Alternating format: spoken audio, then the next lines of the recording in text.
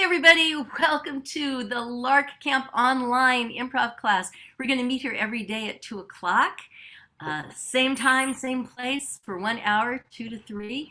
And then on Sunday night, we have the chance to do a showcase for the camp. We're going to follow the kids drama group. That's a tough act to follow. We got to follow the kids, but I'm confident that we can knock it out of the park. And here's the thing about the showcase. It's no pressure. It's basically, we are just inviting people to watch us do the same games that we do in class. It's just like having an open class. It's not like, oh my God, I've got to do a show and I got to be great. No, no, no. It's just fun and inviting people to watch and participate with us. And we've got Wednesday, Thursday, Friday, Saturday, and Sunday are 1 hour sessions before that. And you will all be really comfortable with this stuff by then. On Sunday, at 2 o'clock. We'll treat that as sort of a rehearsal for the showcase. The end of the day on, Saturday, it's the day before Sunday. On Saturday, we will choose which games we want to do for the showcase, which ones we like best. We'll choose who wants to do them, and then we'll practice that. We'll have kind of like a rehearsal for our class on Sunday at 2. So then we'll do the showcase in the evening, and you're going to be all set to go, and you're going to be fabulous. And those of you who have been to Lark Camp improv class before, wave your hands. I know a couple of you, Barbara and Kieran have. And Kitsia, I forgot. And they survived. And you will too. So to get us started, we're going to play a little name game. And we'll go in the order of our numbers to make it easy. So I'm going to say my name. But in addition to my name, I'm going to pick a word that starts with the same sound as my name. I've got a tough one because my name starts with Y. So I have to pick a word that starts with Y and a gesture that goes with it. So I'm going to say, yummy, Yael. And then everybody repeat that. Say, you can turn your microphones on now, by the way. Yummy, Yael. Yummy, Yael. Okay, awesome. And then we have Amy. You can turn your mic on. And you think of a word starting in the letter A, some adjective or something that you really like let's say you like apples, or it could be amazing, Amy, anything like that, and put a gesture with it. But you are going to have to turn your microphone on. And looks like we have one new person who has joined us, but I don't know your name. Yeah, We have Kathy now is joining us, who can be, I guess, number 8. And Kieran, you can be number 9. And can you move Ron to the number 2 spot? Can you, we can follow host view. Can you move his square so he is between me and Natalia? If not, we'll just deal with it. Don't have a Kieran, I think. But if we can't, I'm talking to Kieran. He is our tech person, and he's here. Yeah, okay. I can move them on my screen, but I don't think I can move them. Oh, unless we're following host Unless we're following host view, yeah. And you're the host, but I don't see that option. Oh, well, we'll just make do. You guys were improvisers. I renamed myself as number 8, if you still want me to be number 8. Absolutely, absolutely. And even though we're not in that order, this will be a little test to see if we're awake, because we're going to use those numbers for that order. Okay, so now we're going to do another game that is called Sound Ball. This is one of my favorite games. No matter, I've been improvising now for 20 years. I've been teaching improv at Lark Camp for about 12 years now. I've been coming to Lark Camp since 1985. That's, 35 years. First as a camper and then as a teacher. I teach various kinds of dance and then started teaching improv at Lark Camp in 2010 because they always had a children's drama program. And I said, well, what about teens and adults? We need to play too. Drama's not just for little kids. And ever since we've had the Lark Camp improv class. So thank you for joining us. So this game is called Sound Ball. I have in my hands an imaginary ball. And because it's imaginary, it can be big, it can be small, it can be light, it can be heavy, and it gets a sound. So I make a sound and I throw the ball to someone. I call their name. We can all see each other's first name now, right? So I call someone's name, I throw them the ball, making a sound, and they catch it with the same sound, and then they immediately pick someone else, call their name, and they throw them a different ball. This time something different, bigger, smaller, heavy, light, whatever, new sound. Here's the beauty of this game. In improv, we don't have a script. So you can't be wrong. There's no such thing as right or wrong. It's not like playing a wrong note on the hammer dulcimer or the violin. You can't be wrong. If nothing comes to your mind and you go, bleh, great, that's your sound ball. You went, bleh, and someone has to catch it and go, bleh. Okay, so let's give this a shot. I'll start with someone who I know knows this game. Oh, question. Yes, I have a Kathy. question. Yeah. Do you have to throw it to somebody else with a number, or can you throw it to anybody without a number? We're going to go with the numbers because we're going with the people with their cameras on. Okay. Because you can't play this game if your camera is not on. Right. And I also wanted to ask that, is it like, does it only have to be a ball, or we can change the item in between as well? Well, we're going to make it a ball, but the ball can be any size you want, and it can be big or little and heavy or light. So you get to choose sort of the aspects of the ball. Okay? All right, let's just do it. Let's not talk about it. Let's do it. Barbara, you ready?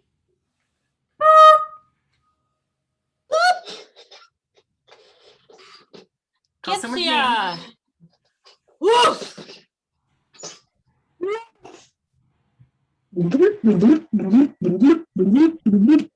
Six Catty.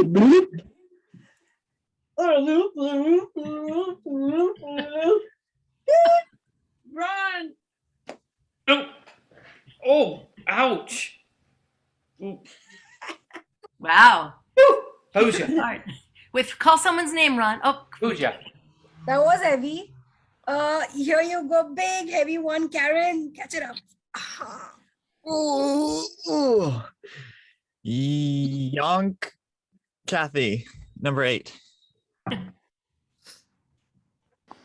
is that everybody? Has everybody had the ball? I have the ball. Has everybody had the ball? Is there anyone who hasn't? No. Oh, not Natalia. Number 3. Natalia hasn't had it. You haven't. Have you? Throw it to Natalia. Natalia. Oh.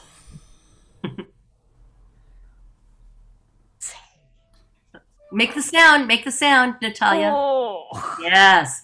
Now change it and throw it to me because I think you're the last one. Beep, beep, beep, beep, beep, beep. Yael. Beep, beep, beep, beep, beep, beep, beep. Okay, and now this ball's going to disappear like magic. Okay, so I'm going to take a moment here and I'm going to put something in the chat.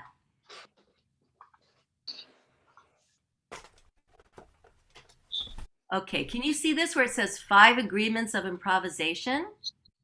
So I've been teaching improv for many years, and I remember I started with 12 principles of improv, and I thought, well, that's too many. Then I went to 10, then I went to 8, and and then I went, nah, way too much. I have boiled it down to 5 key principles of improv because you have 5 fingers, and I think that that's easier to remember. So this, for those of you, how many of you have never done improv before and you're trying something really new today? Let's give them a hand. Yay, congrats. And some of you have done improv before, and it always is good to review this. Here are agreements for doing improv where we get up on stage and we do scenes and we do plays and we do games, and it's without a script. So what makes it possible for us to do these things without a script? We have certain agreements that help us work as a team and do this. I direct a musical improv troupe called All That Jazz in the San Francisco area, and we do full-length Broadway-style musicals, fully improvised, made up in the moment, based on an audience suggestion. We make up the lines, we make up the songs, the dances, the keyboardist is making it up, everything made up. What allows us to do that? Trust in each other, working together, and these agreements. First of all, we accept all offers as valid. How many of you have heard the phrase yes and in improv? Yes and. Excuse me. Excuse me 1 second.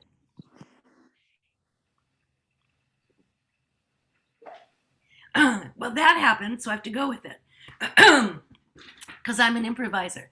So yes and means whatever we get, we accept. Whatever suggestion that we get. It could be something verbal, it could be something physical, but we accept it as valid. We don't say, oh, no, that doesn't work. We accept it.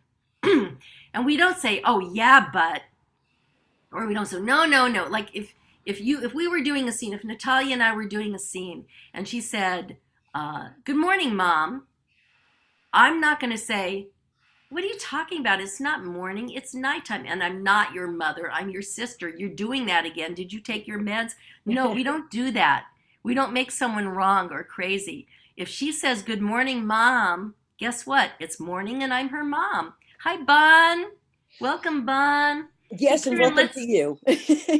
Kieran, let's make Bon number 10. Welcome aboard. Thank you. Bon is a fabulous singer and vocal teacher. I'm so glad she's here. Yes, and you're a great. And she has to accept what I just said. So number 2, be present in the moment.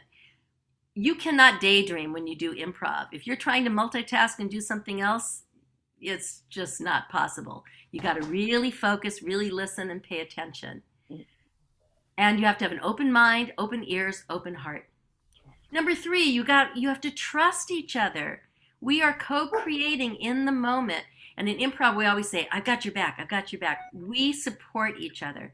The goal is to make the other person look good. It's not to make myself look good, but we try to make each other look good. And these are principles for life. Can you imagine what the world would be like if we all went around trying to make each other look good? How many of you think that would be really great? Hands up if you think the world would be a better place if we all try to make each other look good. Yes, absolutely. We have to be flexible and adaptable to change. So like that circumstance I said, like Natalia and I are doing a scene and I might be coming on and I'm thinking, oh, we're in the park and I'm a policeman and I'm talking to her about, safety, and she comes in and says, "Good morning, Mom." It's like, uh-oh, that's not what I was planning. But guess what? Shift happens. There's an F in there. Shift happens. We have to change. In the moment, on a dime, you have to change and be willing to be adaptable and flexible. Last but not least, be willing to take some risks and think outside the box, right? And if you make a mistake, there's really no such thing as a mistake. But if you kind of freeze up or you forget or something, in improv, we embrace mistakes as gifts. I'm going to teach you the improv cheer. When we make a mistake, here's what we do. We go, woohoo! It's really liberating. Everybody try it. 1, 2, 3. Woohoo! So you have my permission if you make a mistake to do that. That might not work in your, music class if you hit a wrong note. Yay! But it will work here. You have my permission to celebrate mistakes as gifts. Okay, so now let us do another game. I am going to grab that from the document. By the way, in the you all know that there's a bulletin board for Lark Camp, and in the bulletin board, instructors have a chance to post handouts. Do you all know that? I have a handout there, and I'm pulling stuff from it right now, and I'm pasting it in the chat. We're going to play a game called Story Spine. And Story Spine is a way that we can create a story that makes sense. And if we follow this structure, we will have a good story every time. This was made up by a friend and colleague of mine, a guy named Ken Adams. And again, this is in the handout that's on the website as my gift to you. The 5 principles that I just gave you. You don't have to hurry up and copy the chat. It's there for you, as is the Story Spine. And excuse me, what Ken noticed was stories have a certain structure. If you look at fairy tales or children's books or movies or novels or TV shows, they have kind of an arc to them. They have a very clear beginning, middle, and end. And what he did is he took that and figured out a structure that if we follow this structure, we'll have a good story every time. So it starts with these prompts, these phrases, and let's see, we have 1, 2, 3, 4, 5, 6, 7, 8, 9. Perfect, because I will direct it and I don't have to go. So the rest of you will go. And there's 9 of you. How perfect is that? So you start with that phrase and then you finish the sentence. And if we follow this, we're going to have a story that makes sense. So stories start with In this case, we're going to start with Once Upon a Time. When we have a story, it doesn't start with, you know, a crazy thing that happens, unless maybe it's a murder mystery that starts with the murder. But usually it's sort of, you know, what world is this? What is this story about? And then, you know, every day, what's the everyday life of this person, this hero that we're hearing about? And then number 3, but one day there's going to be something unusual that happens this day, and that's why we're hearing a story. Because if I tell you a story like, well, this morning I got up and I had breakfast and I took a shower, it's like, you know, who cares? It's like same old, boring. Woo! But this is the day that something weird and amazing happened, and so that's number 3. But one day there's this thing that happens that initiates a chain reaction, and then 3 times we have because of that something happens, and then because of that something happens, and then because of that something else happens, until finally that's the climax. Something big is going to happen and there's going to be a change. And then ever since then, number 8 is ever since then. So this is getting to the end of our story and the moral of the story. So I'm going to ask people to mute. Okay. We've got some background noise. No, I don't have one in here, but that's okay. We can turn that off. Who's the person who's got background sound? It's somebody who's not on camera. Okay. Dear class people, if you are watching with your camera off, I need you to have your mics off. Super important. And the people with the cameras on who are playing, I'll tell you when to unmute. And other than that, when you're not talking, go ahead and mute your mics. And that way we can hear. Yeah, we'll try and keep that under control also. Yeah, thank you, Karen. Zoom only allows one person to talk at a time. Otherwise, it gets very confusing. Okay, so we're going to do this. And here's where even those of you who don't have your cameras on, you can participate. We are going to tell a story. So I want you to type some titles of an imaginary story that's never been told before and will never be told again. It's a one-off. What's a title of an imaginary story? Let's see some titles in the chat. Those of you who have your cameras on can type title suggestions, or those of you who are just watching.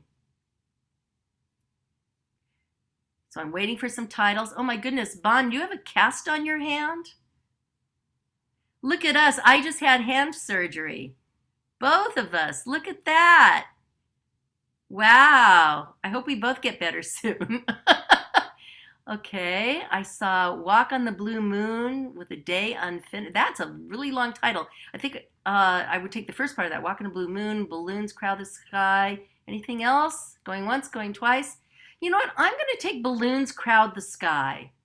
Balloons Crowd the Sky is the title of our story. So we need to keep that in mind. So somewhere in our story has to be balloons and a sky, right? Okay, so we're going to go in order, except you have to remember that I'm not going. Even though I'm number 1, I'm going to direct. So Natalia is going to, let's see, is this still not 1, 2, 3, 4, 5, 6, 1, 2, 3, 4, Ron 5, first, 6, 7, 8, 9. Yes. Okay. So Natalia is going to go first. Ron is number 2. I'm going to have to get off in a moment, so I think you can't count me, unfortunately. Oh, you have to get off? Okay, then I will go. Okay. Okay. Sorry So would that's be right. fun. Ron is number 2, but I can't move him. But you know what? We'll just go with it. So I'm going to go first, then Ron, then Natalia, then Kitsia, then Pooja, Kathy on the iPad, Barbara, other Kathy, and Kieran is going to bring it home. Okay? All right. So the title of the story is Balloons Crowd the Sky. Once upon a time, there was a little girl named Betsy who went to the circus. Okay, so Ron, every day, or I was going to say a little girl named Betsy who loved to go to the circus. Well, one day she was going to the circus. You're going to say every day. You're number 2, so look at the cat. Every day she went to the circus, and but on this particular day, the circus was doing something very strange. Okay, hang on a second. Time out. Good job, Ron. You're jumping ahead a little bit. Okay. You went on to number 3. Number 2's job every day is just setting. What's the everyday life of this girl? So let's do it one more time. Once upon Wait a a minute. I didn't quite get. That's okay. I'm going to help you. Okay. We're all learning. So number two's job is every day. It's just something in the everyday life of this person.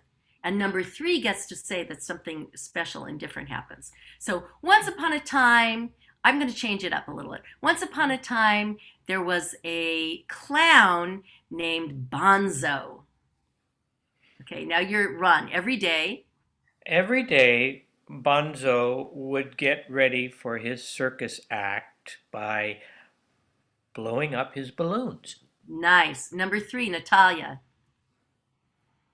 But one day, turn your mic on. But one day he thought he'd perform inside of the balloon. Okay. And once you're finished, you can turn your mic off, especially if you have a small person there making some noise. And number four, Kitsia. Because of that. I didn't understand what Natalia says. Natalia, would you Please, say it one can more you time? repeat? One more time, Natalia. So, but one day he thought he would do a performance inside of a balloon, in a huge balloon. Okay, Kitsia, got it? And because of that, and and one day he saw a performance, and that performance that he saw, because of that. So hang on a second. I'm going to help you. I'm going to help you, Kitsia. The easiest thing is to say that just the next logical thing. One of the great improv teachers of all time, Keith Johnstone, his favorite phrase is dare to be obvious. Dare to be obvious. So she said the clown Bonzo decided he would perform inside the balloon. And so you just have to say one sentence. Because of that, what did he do, Kitsia? Because of that, he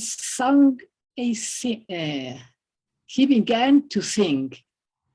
He began to sing inside the balloon. Great. Pooja, because of that. And because of that, while he was singing, as he was inside the balloon started shaking. Good. Kathy, because of that. Oh, turn your microphone on, Kathy. Your hands were great, though. The balloon popped. Ooh. Barbara, until finally. Until finally, he had to blow up a whole nother set of balloons. And Kathy, ever since then. There were balloons all over the place. Too many balloons. What do we do with all these balloons? Yay. And Kieran, bring it home. The moral of the story is. You're muted. Poor Kieran. The tech guy is muted. The moral of the story is to not mix music and balloons together. Yay! That was a great story. And you know what was wonderful was we kept to the title, Balloons Crowd the Sky. So kudos to, I think Ron was the one who brought the balloon in the first place, that he used to blow up his balloons. And then I think Natalia said he decided he wanted it to be in a big balloon where he could actually go up. And then we had Kathy S. kind of bringing it home where she said he made so many balloons that they crowded the sky. She really brought it home to the title. Wasn't that satisfying when it made sense and it was true to the title, right? So that's Story Spine, and that's in the handout that you can get off of the Lark Camp Online bulletin board, and you can play that with your family, with your kids. You can play it on Zoom, you can play it live. It's a really fun game. So let's do another one. We are going to play Mirrors. And again, this is only going to be for the people with your cameras on. I'm going to assign you a partner. Kathy, who's on the iPad, I'm hoping she can pin on an iPad. We'll see if this works, because I don't know if I've ever done this on an iPad, but I'm going to give you a partner. So let's have Natalia and Kitsia. You're going to be partners. And you I'm sorry, Yael. I have to leave. I have to take my kids. for COVID testing Oh. because they are doing the school, right? It's starting, so everybody has to get tested. I'm gonna stay on here, but I don't know. But you're I not want going to- to have a partner but then- because you have to leave. I have to Okay. leave. Yeah, I have to How leave. soon do you have to leave? Like 5 minutes or so. Like This game will be no more than 5 minutes. Okay. Okay. So Natalia and Kitsia are partners. Remember who your partner is. Pooja and Kathy on the iPad are partners. Barbara and Kieran are partners. And Kathy S. and Ron are partners. Now here's what you're going to do. You go to the upper right corner of your own little Zoom box. You see the 3 dots. I'm sorry, you go to your partner's upper right corner of their Zoom box and you click on it and you see the drop down menu. It'll say pin. Click on pin and they will get really big on your screen. If you can't do it, it's okay. You just have to watch them. So click on your partner. Natalia, you click on Kitsia on her 3 dots. Kitsia, you click on Natalia's 3 dots. Pin your partner. They will get big on your screen. Everybody else will be small. Okay? Does everyone have that? Kathy, I'm not sure how to do it on the iPad. Can you touch those 3 dots in the upper right and pin your partner? It's okay if you can't. You're just going to focus on your partner. Who's Kathy's partner? Pooja. You're just going to focus on Pooja. You're going to look at her beautiful smiling face and you're going to focus on her. Okay, so with you and your partner, here's what we're going to do. Whoever has the longer hair, you might have to kind of show your hair to your partner. You're going to start first and you're going to be the leader and you're going to do just some simple motions like this, simple movements. And your partner's going to follow you. The person with the shorter hair is going to follow you. But then I'm going to say change. Do you hear that bell? I'm going to say change, and then the other person's going to lead. And then I'm going to say change again and change again. I'm going to tell you to keep changing. And the goal is to make it easy for your partner. You're not going to go like this so they can't follow you. Make it super easy. You can come close to the camera. You can use facial expressions. You can go far from the camera. You can tilt to the side. Make it easy for your partner to follow you. Keep changing back and forth. And then finally, I'll say collaborate. And when I say collaborate, no one's the clear leader. No one's the clear follower. You're creating kind of a silent dance together. I want everybody to have your mics turned off for this. Only I get to have my mic on because you have to hear me say change and ring the bell. Everybody good? Give it a shot. Focus on your partner. I just missed who my partner was. Oh, Is it I think Ron? Barbara. You're with Barbara. Okay. Anyone else have a question or forget who your partner is? Okay, pin your partner if you can. If not, just focus on them. And person with the longer hair, Pooja, your hair's tied back. She might not be able to see. Her hair is longer, I think. All right, ready? Person with longer hair and start leading. Other person follow. Make it easy for your partner. Make your partner look good. Have fun with it. You're creating a dance together. And change. Other person lead.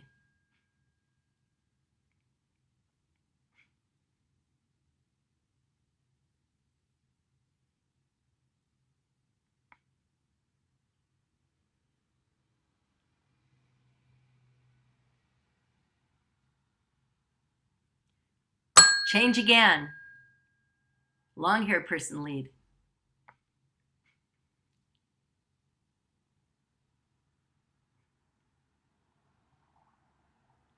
Change.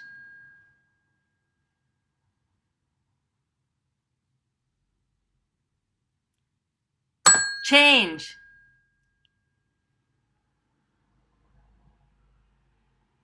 Change.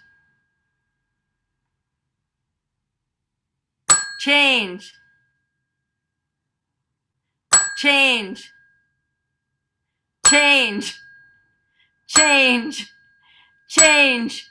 Collaborate. No clear leader, no clear follower. If you notice you're leading, hold back. Try to read your partner's mind. Focus on them. What does your partner want to do? How do they want to move? Read their mind. Create a dance together. You're collaborating.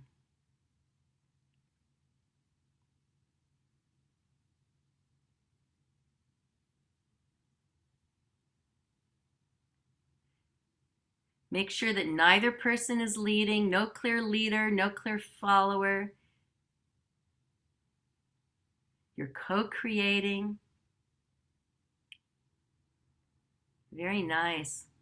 And now keep going, and silently, without speaking, you and your partner are going to end in a final pose that you agree on, a final pose.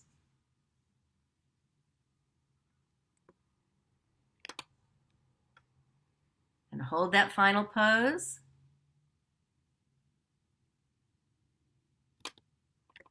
Okay. I just took a screenshot of you guys, and I'll post that on the bulletin board. All right. Go and turn your mics back on. That's called Mirrors.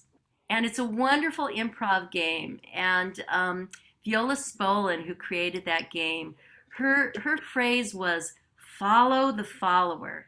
Think about that. Follow the follower.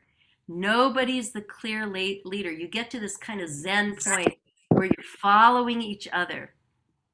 So let's take just a moment to talk about that exercise, because there's so much to learn from it. Remember I said that improv is not just for performance, but it's a metaphor for life and how we engage with each other. And Viola Spolin, who was like the mother of improv, who created all these improv games in Chicago back in like the 30s and 40s, it was not originally for the purpose of performance on stage. How many of you knew that? Improv originally was created because this woman, Viola Spolin, was working with inner city kids who, a lot of them were immigrants, and they were having trouble communicating and trouble connecting. And she created these games to help those kids connect.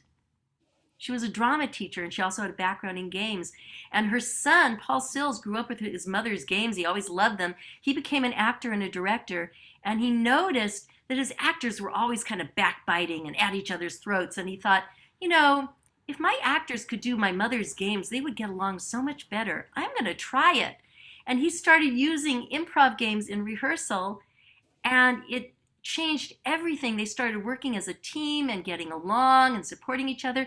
And then someone got the idea to put it on stage, and improv performance was born. So there you go. Long before there was anything like Whose Line Is It Anyway? By the way, you may release your partner now. You can click on release pin and we can go back to gallery mode so we can all see ourselves like Brady Bunch. Okay, let's just take a moment. Raise your hand if you had any insights from that exercise, any ahas from it. Well, actually, let me ask a question first. Who was more comfortable when you were leading? Who really loved being the leader? And there's no right or wrong answer. Who loved being the leader? Anyone? Yay, Pooja. Excellent. Yeah, and Kitsia. Wonderful. And who really preferred being the follower? It was nice to have someone to follow. You don't have to think of stuff. Anyone feel that way? Yeah, okay. And who liked both? And who loved that moment of co-creation, of collaborating, where there was no clear leader or follower?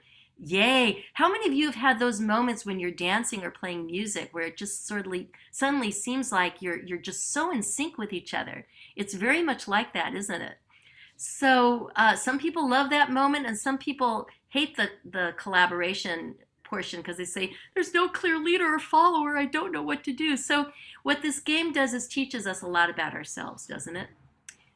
Kathy S., I think you had a comment. Yes. It teaches a lot about, or it's a way to get to know somebody else that, you know, before I just saw Ron there as a kind of a, I don't know, head on a screen or something. So with the interaction, I found out a little bit more about, I don't know, his sense of humor or his facial expression, or just, you know, now he's a real person. He's not just that person in the square who is one of many other people that I don't know. Absolutely. What I love about doing improv on Zoom is it's not just talking heads, it's so much more. And I'm originally a dancer by training, and the great Martha Graham said, the body says what words cannot. The body says what words cannot. We say so much with our bodies. So whenever we do a nonverbal exercise like that, we're learning a lot about each other. Any more comments about that exercise? Going once, going twice, any more ahas? Okay, so let's do another one, and we will we'll go with numbers again. So I'll start And let's see, we've still got Ron over there at number 2. You know, it's weird, Kieran, your screen, it says chat and pin on it, and I can't, oh, I just got rid of it. I think I accidentally put my cursor on it. Okay, so we're going to go in order. It's called It's Tuesday. This is another one of my really favorite exercises. In improv, it's not always comedy. You know, I've done film noir improvised where, you know, most of the people are dead by the end of the show. You know, so you can do murder mysteries, you can do all kinds of things improvised. But a lot of people, how many of you kind of associate improv with comedy? A lot of improv out there is comedy, and that's fine. What makes for comedy is when something unexpected happens. We're expecting one thing and then something is unexpected. That's what stand-up comedians do. They do a setup, they set up your expectations, and then the punchline totally blows those expectations out of the water and you have something unexpected. And we laugh because we didn't expect it. So in this exercise, we do 2 things. We practice doing something unexpected and we practice having big emotions. So it's called It's Tuesday. And I'm going to say just a sentence to someone. Actually, Kieran, will you demonstrate this with me? Because you've done this exercise, right? So I'm just going to make a simple statement. I'm just going to say it's Tuesday. And Kieran's going to have a huge, big reaction to it that is way out of proportion to just it's Tuesday. He'll say something back to me and have a, you know, big reaction, big voice, big facial expressions and gestures. Hey, Kieran, actually, what's today? It's Wednesday, right? Hey, Kieran, it's Wednesday. It's Wednesday? Oh my God! What? How come nobody told me? Oh no, it's almost the end of the week. Ah! Yay! Great. So it's all about having a crazy big reaction, big emotional reaction. It could be angry, it could be happy, it could be afraid, but just a big unexpected reaction. And we laugh because it's unexpected. So we're going to go in order, and we're not all going to say it's Wednesday. That would get pretty boring. You're going to come up with just a simple statement like the sky is blue, or I'm wearing a black shirt, or, you know, whatever. And the other person's going to have a huge reaction. Okay? So I'm going to hand it to Ron because he's number 2. So Ron, you know, it's kind of nice weather out today. Oh, turn your microphone on. Nice weather? What do you mean it's sunny out? Add an emotion to it. So let's say you hate nice weather. All right, let's do it one more time. Hey Ron, it's nice and sunny out today. Big reaction. Did you say it's sunny out today? It doesn't seem like it's sunny to me. I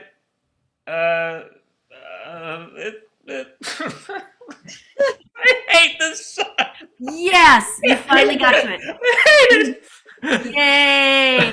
Ron, thank you so much. Ron, is this your first time doing improv? No, I've done a little bit, but Okay. never anything on a formal basis. Great. Well, this is informal, so you're in luck. So here's the thing. Good job. The first thing you did where you negated what I said, where you said, no, it's not sunny outside, that's called a block. That's not accepting what I gave you, saying, no, it isn't.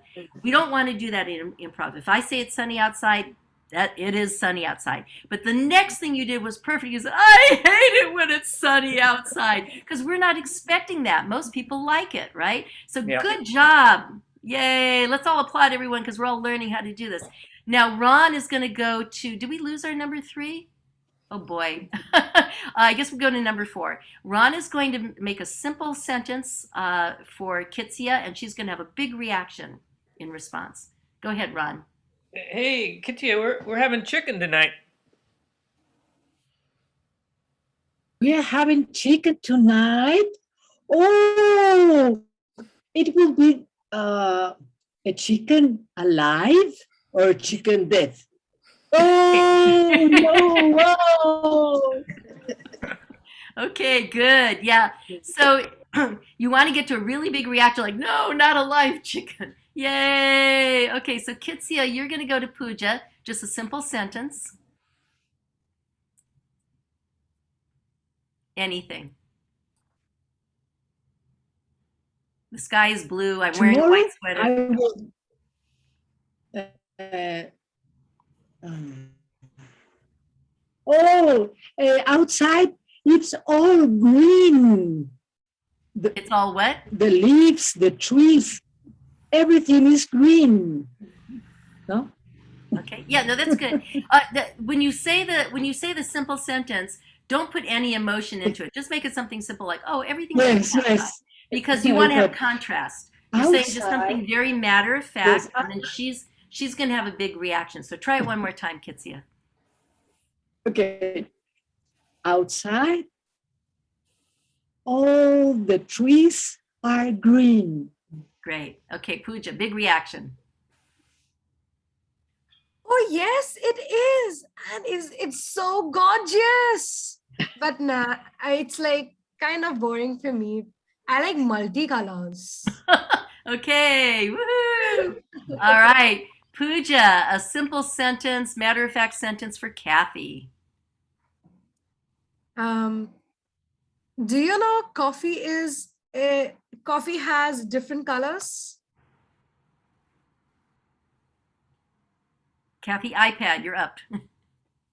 Coffee has different colors? Really? I never knew that. What are they? So Kathy, I'm going to have you go one more time.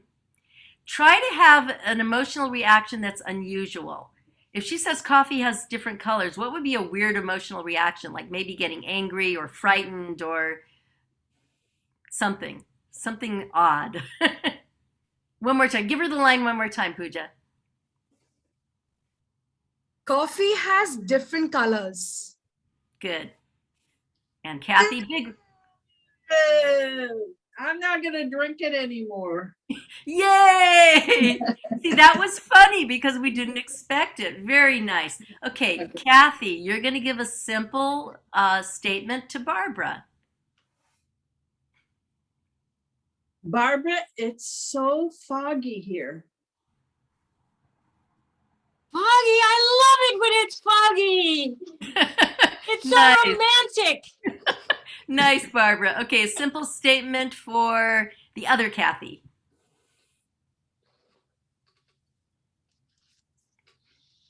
This is my Make-A-Wish pen. Oh, a wish.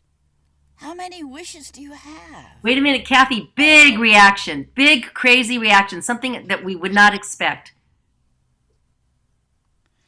I wish for a wish too. Give me a wish. Give me a wish, please. Okay. Give me that pen. Yes! Yes. See, the first thing was give me a wish too. That's kind of normal, but give me that pen was great. Okay, good job, Kathy. Now you're going to give a sentence to Kieran. Kieran, my cat died tomorrow. Wait. Simple statement with no emotion. Just something matter of fact. The sky is blue. My shirt is black. My cat died tomorrow. That's already got a lot of emotion in it. I can't put emotion in it. Well, just something matter of fact. Okay.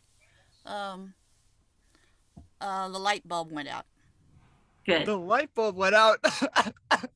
Oh my God. I've been waiting for that for 10 years. Yay, that's a good light bulb. And the last one, Kieran, you're going to give me one. Simple sentence. I actually have long hair. Oh, I hate people with long hair. You said in your profile that you were bald. You lied to me. It just came to me. So, having something unusual is often funny because we don't expect it. All right, good job, everybody. Give yourselves a hand. Woo! And to finish up our workshop, I'm imagining Michael is probably here for the next one. We're going to do what I call Cauldron of Wisdom. We're each going to share something that we learned today. What's something you learned today in our first day of improv workshop? So put one hand in the middle of the cauldron, and it's kind of bubbling cauldron, and you're going to pull out something that you learned today and share it with everyone. So we can go in the I'll just call your names. Kitsia, what's something you learned today? About Zoom, about how to, about the workshop. What'd you learn about I don't improvising? know. Just anything. Um, You know what? I'll come back to to you. listen carefully. To listen carefully. Great. And everybody's going to go, yes, yes, yes, yes, yes, yes. Yes, yes, yes, yes, yes. Yes, Pooja, yes. what'd you learn? So basically, I learned to take things as a fact, even if I believe it, and even if the other person doesn't. Yay. Yes, yes, yes, yes, yes, yes. Kathy iPad, what'd you learn? I learned that in comedy to speak the unexpected. Yay. Yes, yes, yes, yes, yes, yes, yes. Barbara, what did you learn? How to find your breakout room. Yay. Yes, yes, yes, yes, yes, yes. And Ron, what did you learn today? I would say I learned it's hard to be put on the spot. Oh, you did so well, though. Yes, yes, yes, yes, yes, yes. And other Kathy, what did you learn? I learned that improv did not start with theater. Improv started with helping people who needed help. Yeah, absolutely. Yes, yes, yes, yes, yes. And last but not least, Kieran, what did you learn? I was gonna say that too, but That's fine. I learned that anyone, no matter ethnicity, race, or gender, or whatever, can participate in improv and still have fun. Yay. Yes, yes, yes, yes, yes.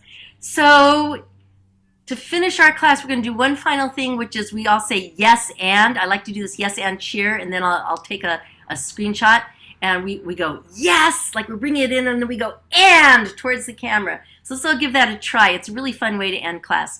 1, 2, 3. Yes. Yes. And.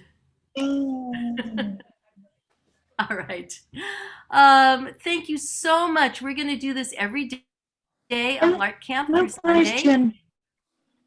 One Yes. question. Yes. Yeah. The whole workshop is going to be talking in English. Talking. It's going to be also with instruments, improvisation, or not? Oh, you thought it was improvised music. It's an improv theater class. Yeah, it is improv theater. So we're not going to be playing music. We're going to do a little bit of dancing, I hope. But yeah, I'm sorry if that was confusing. But it's a really good class for musicians. Because my English is not so well. I don't understand when you talk some quickly, and I cannot speak so quickly. And so maybe I don't come back tomorrow. I will think about it. You know, I'll encourage you to give it a chance. Pooja, what's your first language? Hindi. Yeah. So you're not alone. You're not alone, Kitsi. No, you are welcome to come but back. I have enough. But I don't live in the United States. I don't practice so much. Right. But okay, I understand now.